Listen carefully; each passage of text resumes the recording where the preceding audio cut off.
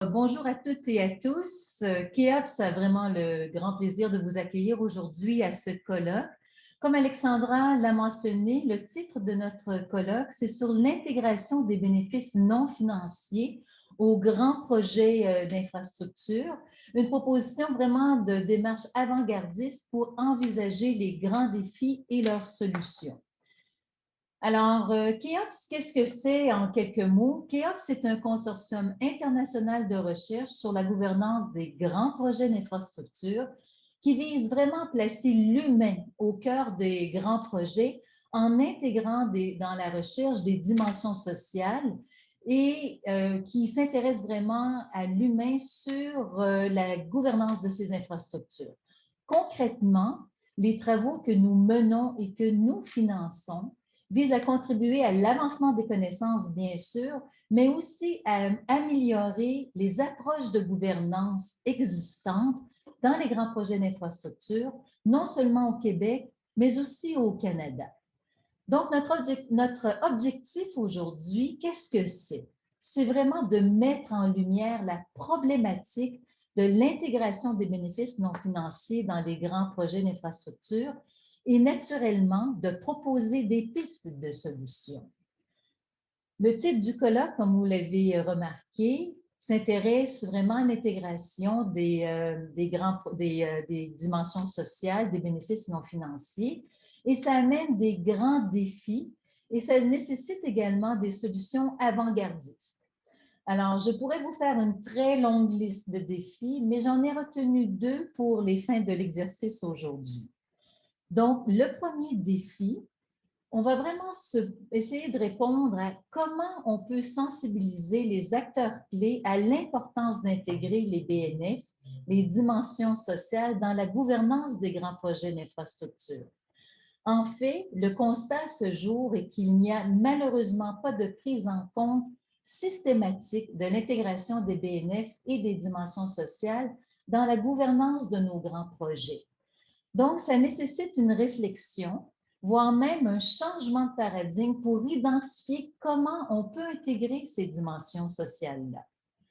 Le deuxième défi, c'est maintenant qu'on a mentionné qu'il y a un manque d'intégration des dimensions sociales, des bénéfices et même de leurs indicateurs, mais comment on peut remédier à la situation?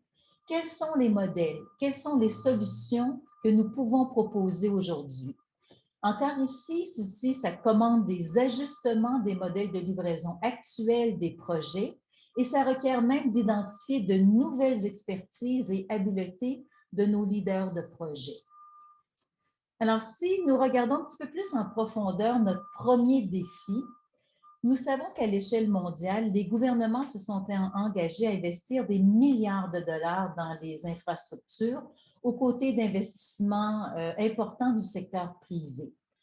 Avec la pandémie de la COVID-19 et les impacts à moyen et à long terme de la crise économique qui en découle, ces situations ont vraiment mis en évidence l'importance de prendre en compte les aspects environnementaux et sociaux en sus des aspects économiques. Donc, pour envisager un Québec post-COVID-19, résilient, durable, socialement responsable et à la fine pointe de l'innovation, il y a ici une belle ouverture pour concilier relance économique et préoccupations sociales et environnementales dans la manière dont les investissements en infrastructures sont effectués et dans la manière les projets sont menés.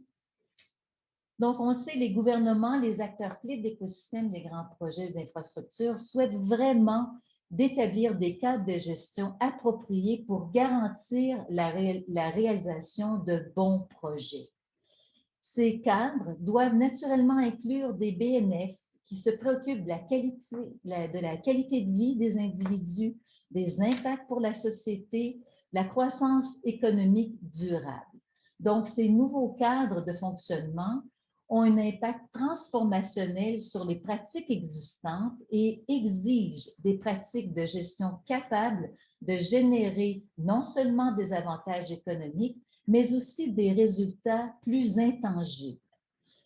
Donc, cette intégration des BNF, elle semble bien logique.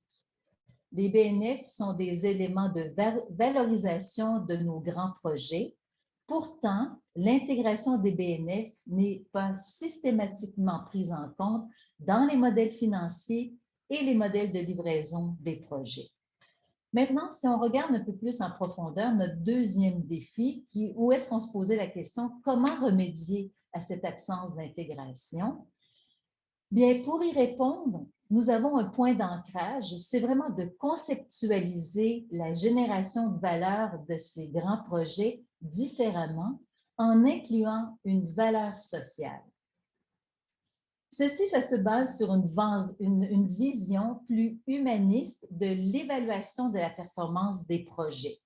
Bon, soyons honnêtes ici, ça demande aussi un changement de paradigme, une nécessité de repenser les habiletés et expertises requises pour les gestionnaires de projets afin de livrer des grands projets durables, plus socialement responsables et plus humains. Donc, il faut donc bonifier l'évaluation qui est faite d'un grand projet au-delà des critères du triangle d'or, au-delà des coûts, du temps, de la qualité des échéanciers. Donc, il faut vraiment revoir les modèles d'évaluation et de livraison des projets actuels qui sont, disons-le, un peu limités puisqu'ils se concentrent principalement sur les indicateurs de performance économique, sur l'analyse des risques, sur la rentabilité des projets. Très peu de ces modèles cherchent à inclure les avantages non financiers grâce à l'intégration d'indicateurs sociaux et environnementaux.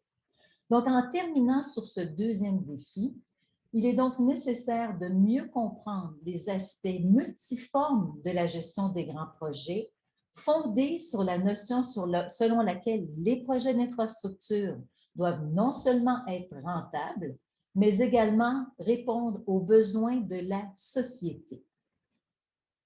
Maintenant, découvrons ensemble les solutions avant-gardistes qui sont proposées par nos conférenciers et nos panélistes. Alors, merci beaucoup de votre attention et je vous souhaite une très bonne conférence.